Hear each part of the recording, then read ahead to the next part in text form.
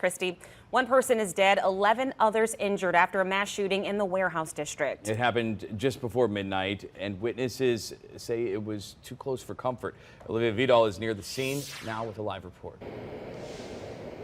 Rob and Kelsey, to give you an idea of this area, it's very unique for this situation here on South Peters and Julia. Just within the 2-block stretch of where the crime happened, I'm counting at least 4 different hotels near where the scene of the crime is, and we're just 2 blocks away from the convention center. So a lot of tourists in this area. Even this morning, I'm watching folks with their suitcases catching their taxi cabs or their Ubers to head to the airport or even to the cruise terminal, which is also nearby. So folks that I spoke with just here on the street say they were woken up by the gunfire in the middle of the night. It was a truly terrifying experience. A lot of gunshots rang out, and all they heard just loud popping noises that woke them from their sleep in the middle of the night. But here's what happened here in the 800 block of South Peters. The NOPD, they're investigating this as a homicide and mass shooting event. A woman was shot to death here.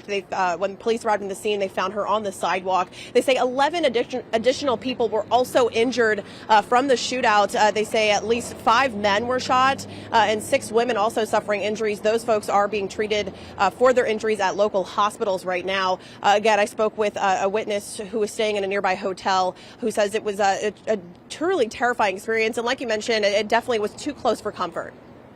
But we were just in bed, and it sounded like someone was like banging on our door. Like, that's how loud it was.